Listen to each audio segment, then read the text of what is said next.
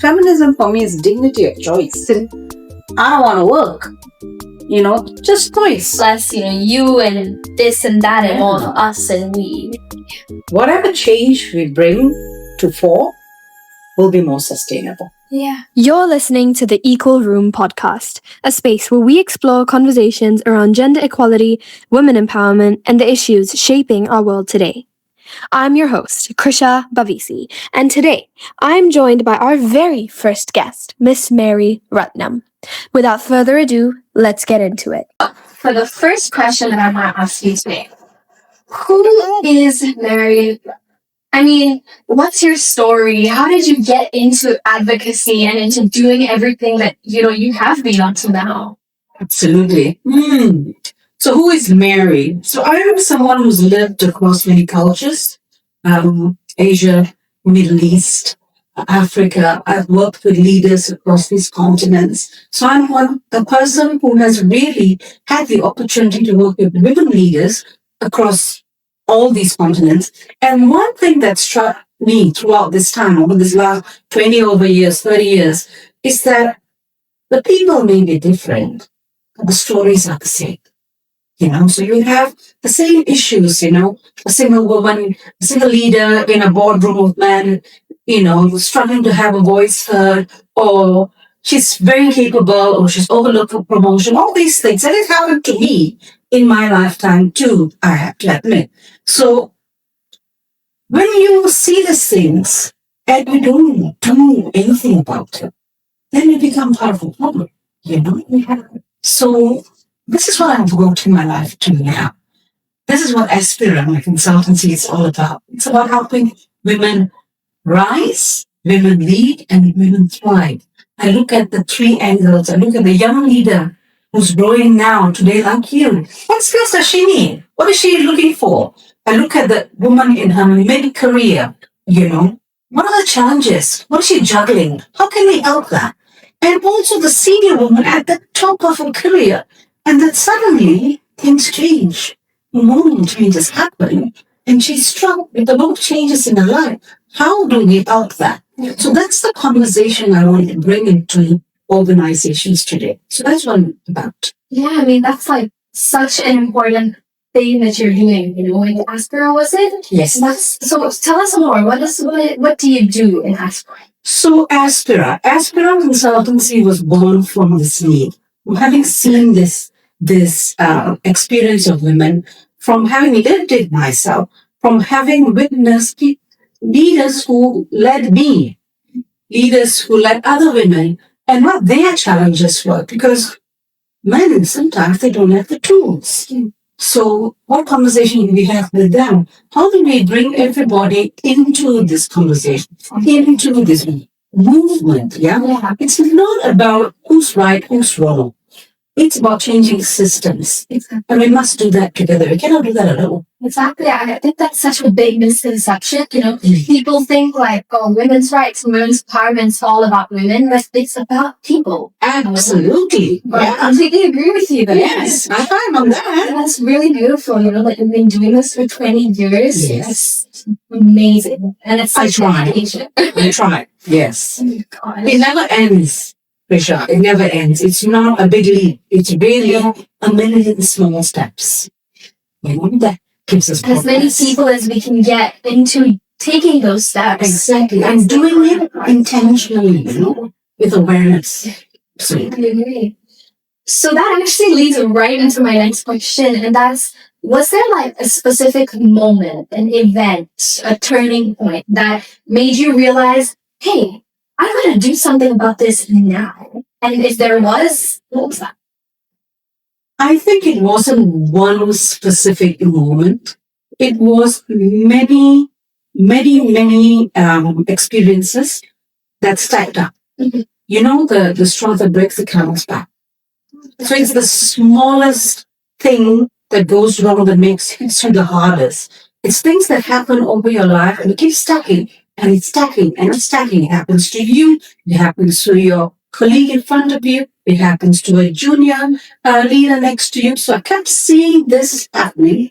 I kept seeing things I was experiencing myself when I felt my agency was impacted. When I felt my voice was shut off, when I felt not comfortable to speak up. And it was one of those meetings when I had to repeat myself 3 times and not get heard, though I had a valid point to get across.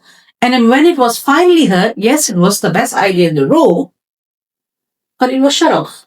And then 10 minutes later, the young man, leader, says the same thing. And wow, that's the brightest idea in the room. And I was like, what am I doing wrong? Where did I go wrong? So for me, that was my wake-up call to say, look, I got to do something about this for myself and for my team and for all the young leaders that are coming through after me. If I don't do something about it today, then I'm not responsible. I'm irresponsible, you know? Yeah, so that was where I came from. I heard that exact story that you just told in so many people, and people even my age, 17-year-old young girls in classrooms and boardrooms, and it's so sad. It really is. Yeah. Well, we are so locked into that, the way things are. And it is not to say, and having had this long working experience, is not to say things haven't improved. They have. Yeah. But just as much, awareness has increased so much as well. So our young leaders today want more faster now, and we're not catching up. Yeah. So this is really where the push and pull is. How do we get us all moving towards that better place? Exactly. Yeah. And I feel like as much as this impacts all of the ladies, it impacts the men too. Absolutely. And it's something that they don't really realize, because I think these conversations, and I'll get a little bit into that in one of my later questions, but these conversations can feel quite threatening to some people when it really shouldn't. And that's just because of how it's been framed, especially in this generation. It's people have really twisted the whole idea behind women empowerment. And, the word feminism in itself has such negative connotations today. Indeed. Yeah, indeed. For me, it's all about the how. Mm-hmm. The facts are the same. It's how we deliver it, right? So if we keep accusing them, how do we look for solutions? Exactly. It's not a blame game. Yes. We just want a better world. Yeah. And we know that when women rise, we rise together.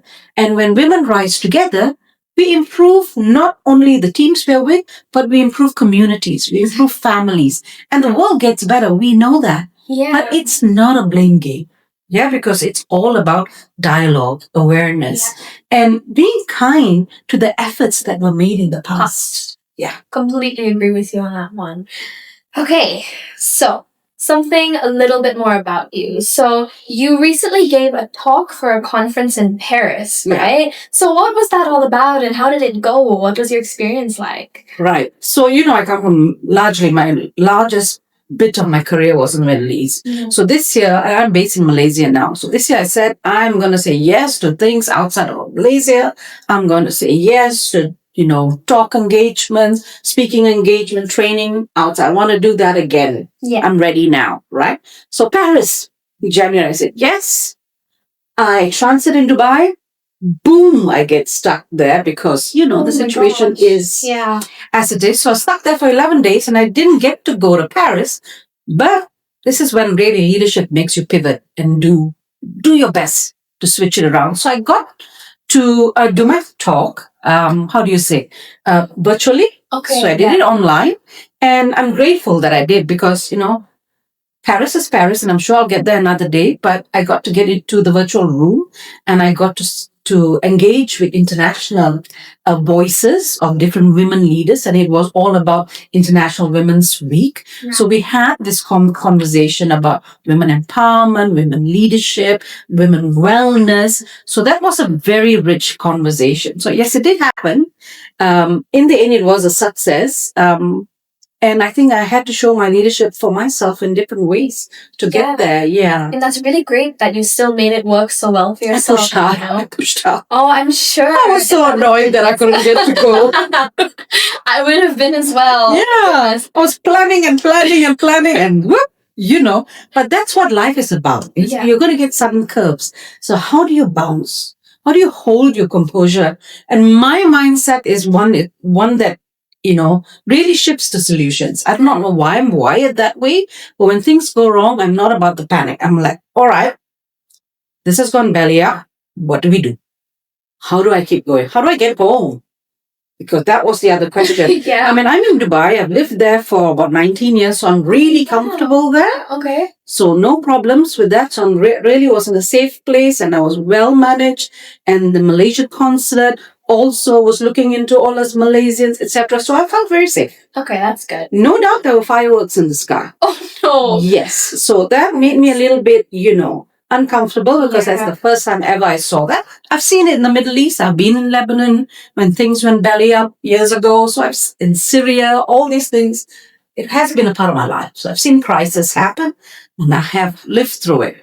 This is the first time I saw it in the UAE. So that was My goodness. a little bit, yes. But in all, it really made me show up for myself. Yeah. It made me, think through solutions that I needed to pivot.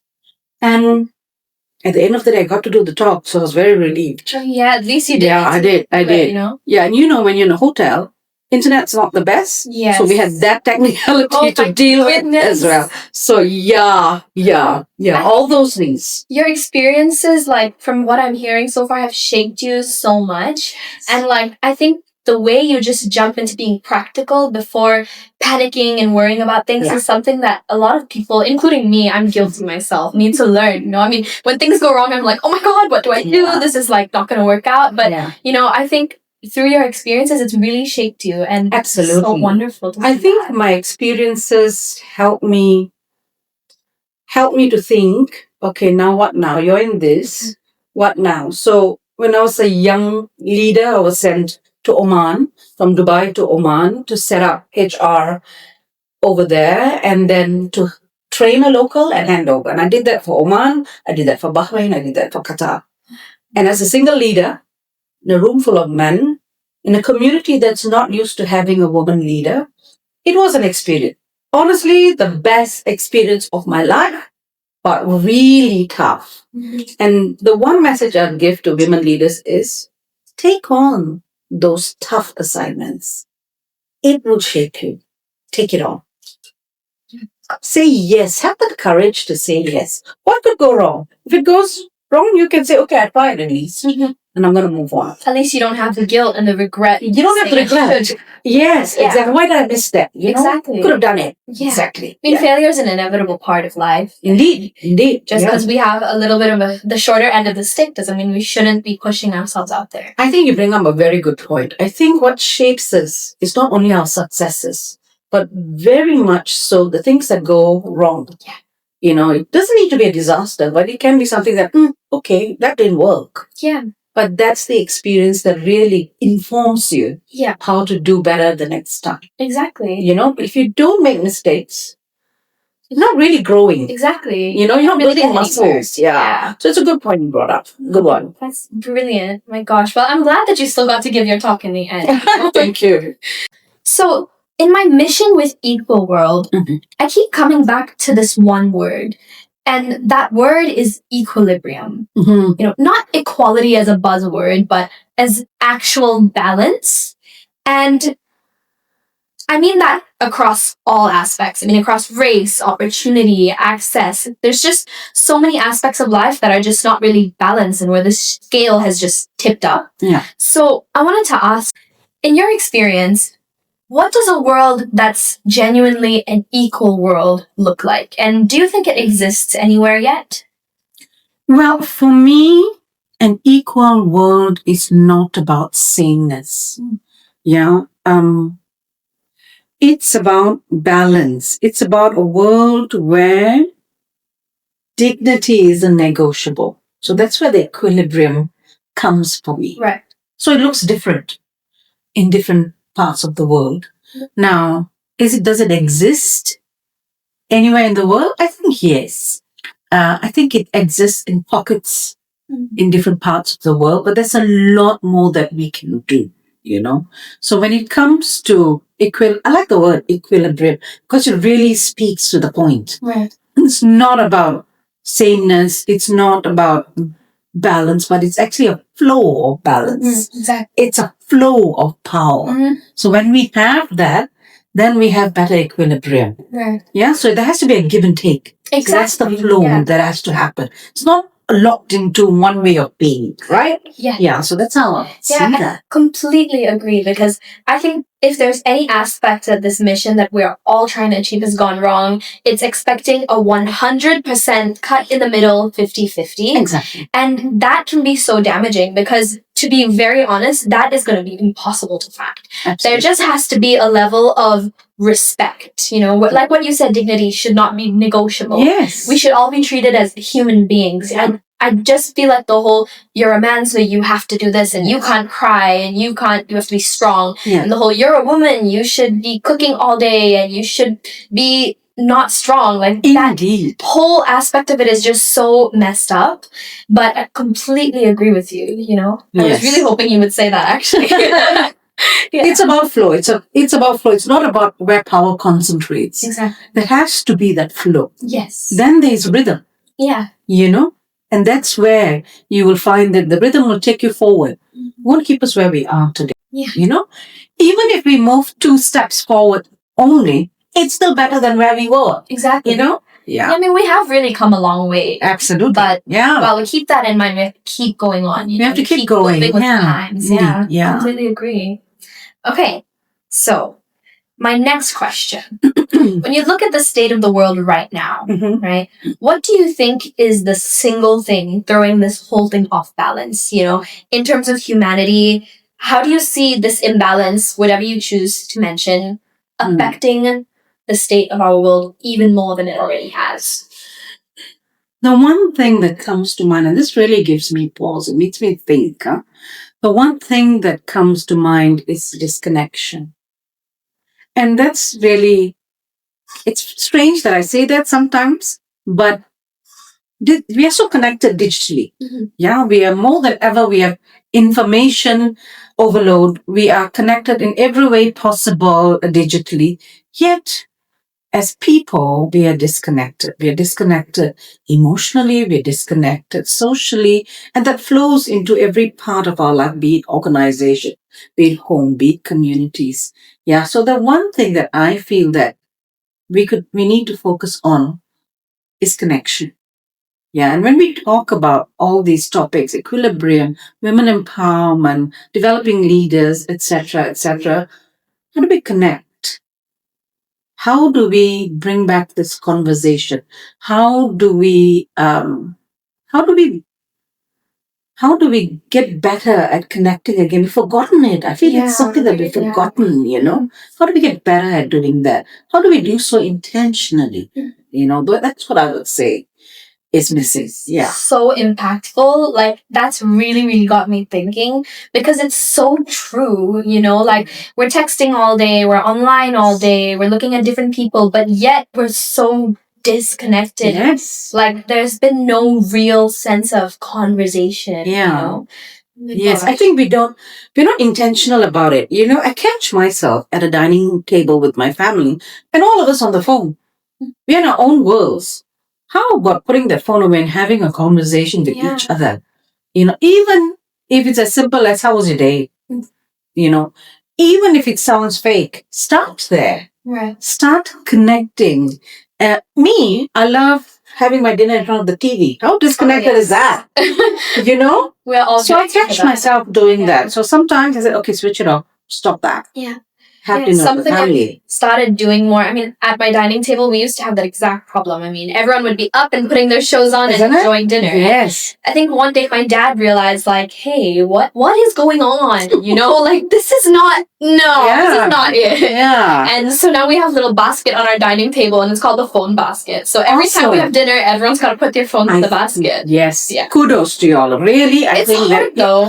It's hard. Yeah, it is very difficult. I mean, sometimes it ends with someone storming off because somebody said something to piss them off. Yes, absolutely. But I would rather that than, we're all just kind of glued to this. Yes, because you're engaging. Exactly. You're engaging and it's real. Yes.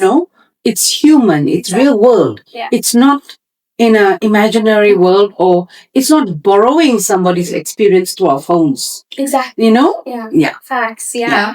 I mean, like, even when you're alone, I think like that's the easiest thing to turn to. And I'm guilty. I was speaking at my school the other day, and I told all of my, the people I was speaking to, I'm just as guilty for a 9-10 hour screen time. But that's something we need to work on changing. Absolutely, absolutely. I say this that we've just discussed, I would not detract how the phone actually connects people as well. Right. Yeah. There's a lot of young people who live alone, away studying, and that's their dinner time with their family. Yeah. So there's that too. Yes. So everything, like we said, in balance. I was just going to say, it all really comes back down to the word equilibrium. Absolutely. As long as you're balanced with it. Yes. I mean, too much of anything isn't good. Yeah. Two extremes are just not. Indeed. You need to find the middle ground. Yes, agreed.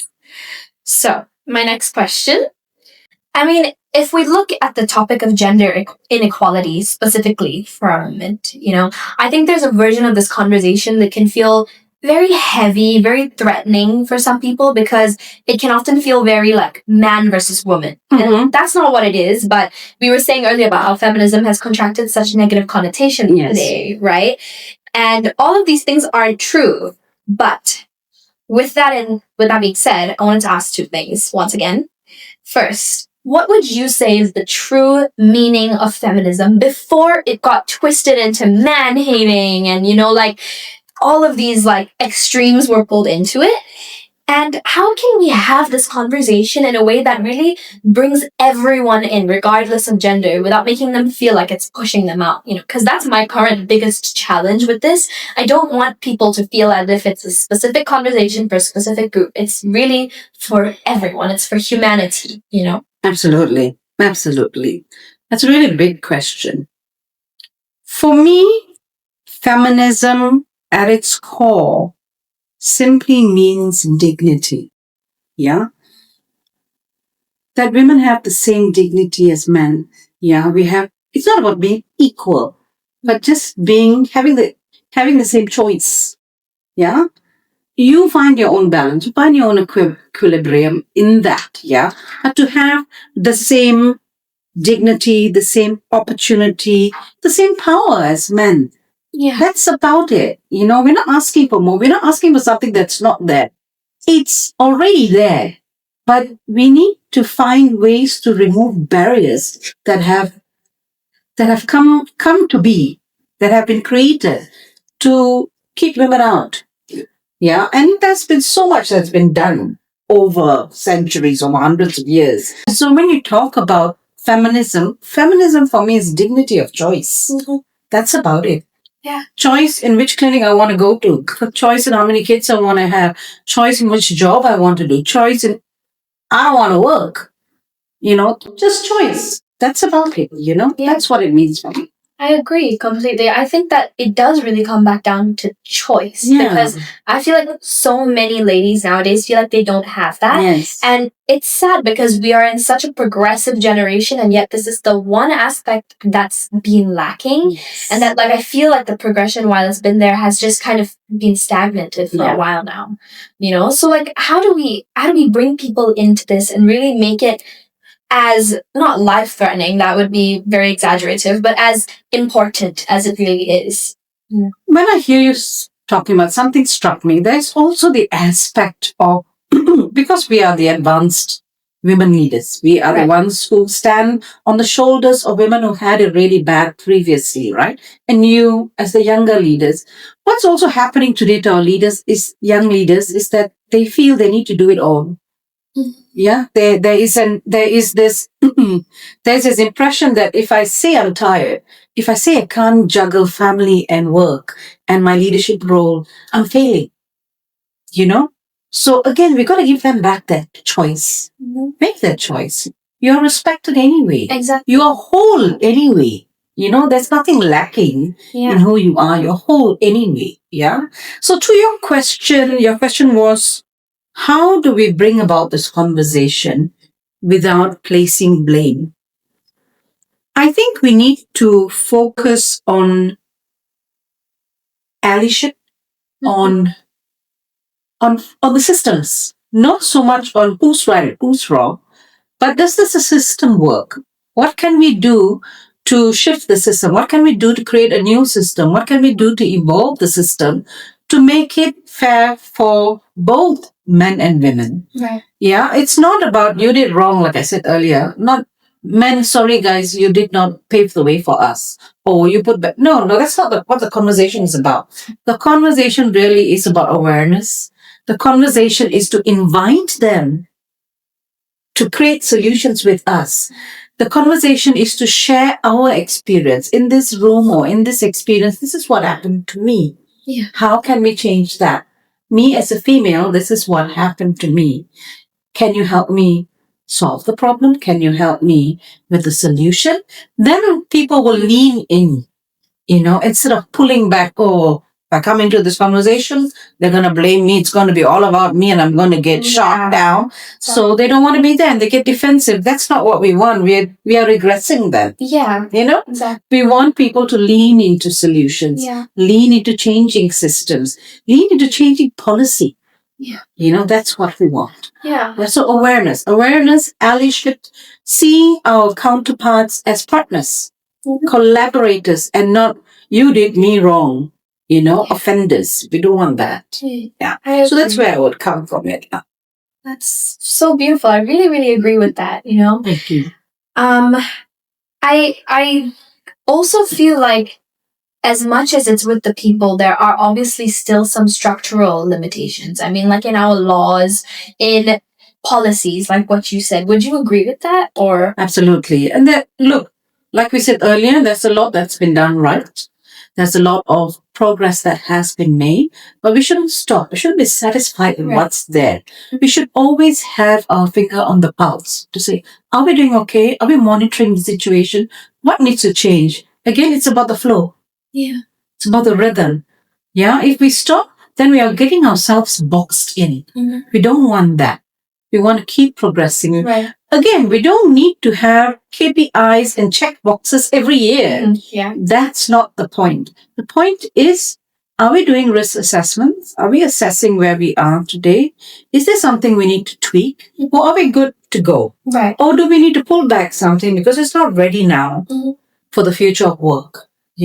So think about those. I think about it that way. Right. Really. Yeah, and I feel like it's so hard, especially with stereotypes, and like just in raising children, regardless if it's a girl or a boy, like when they are babies and you are putting these kind of negative expectations or you're feeding them these stereotypes and like that's honestly where it all begins, when they're young, when they're children. And that's where it builds and it grows and then it becomes like a big problem to society once these kids have grown.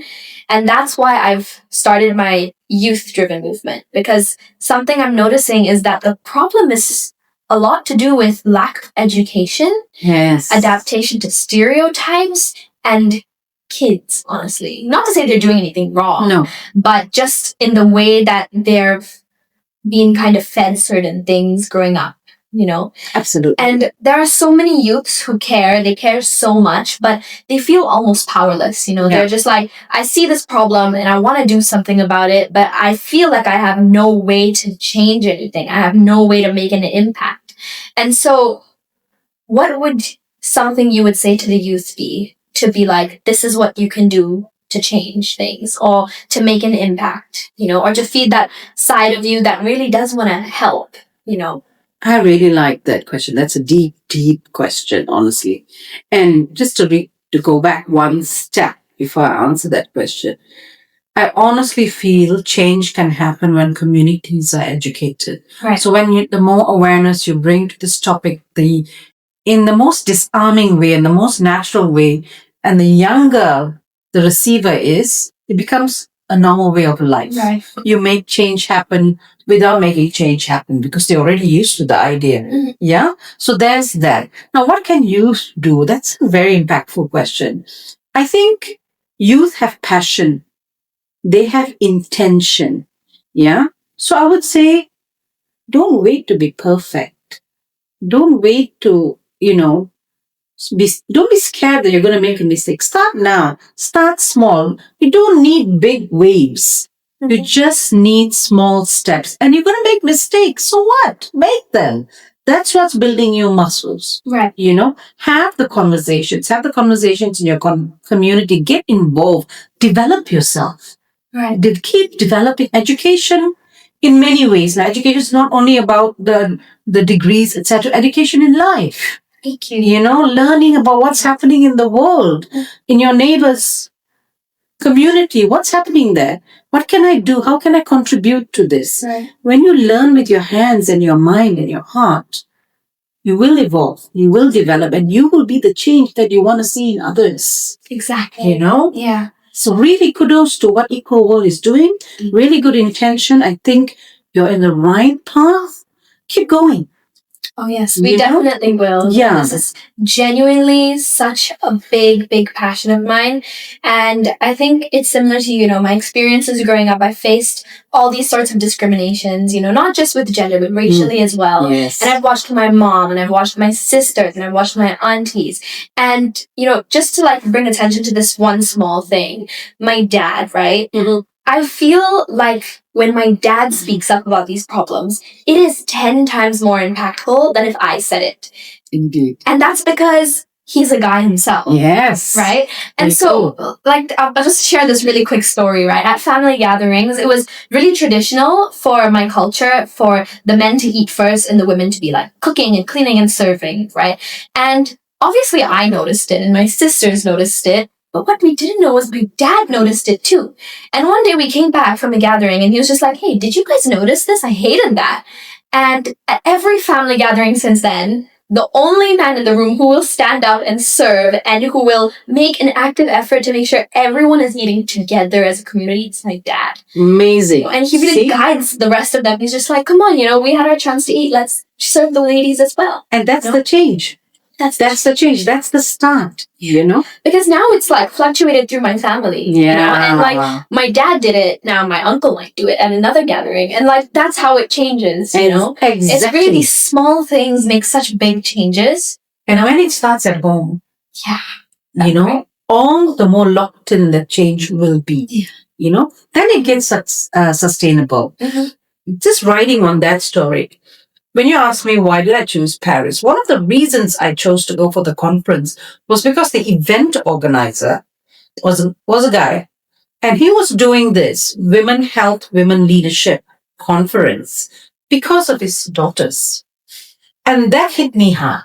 I'm like, this is exactly the street I want to be at, because as part of the Aspera framework, I have curated leadership programs for young leaders called RISE. Right. And this is like Equal World too. Young people like you, rise. Self-awareness, branding, etc., etc. What do you need today to get to your next step? So when you're talking about that, I said, this is where I want to be. And this is the kind of people I want to collaborate with. Right. Yeah, because they're the male voices that will take it further too. Yes. Not only us. We cannot do it alone. We have to do it together. Exactly. We really need to make that allyship now. Yes. That is so beautiful of that organizer. It's such a rare thing to see, but it's so beautiful and so heartwarming when we do see it happen. Yes. And that just shows it really just comes back down to love. I mean, that's the one thing this world needs a lot more of. Yes. A lot less hate, a lot less, you and this and that and more us and we. Yes. If only we came from a place of love, of empathy, of light. Right. Whatever change we bring to fore will be more sustainable. Yeah. I agree. Yeah.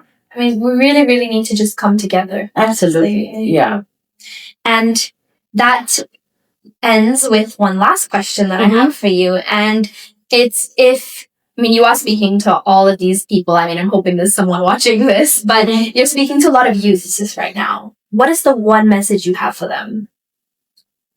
The one message I have for them is that your voice matters. Your choice, the choices that you make, it matters. Your intention matters. Your courage to begin today matters. So start now. Start. I mean, I really, really enjoyed this conversation. not just because we're recording something, but this is something I'm so passionate about.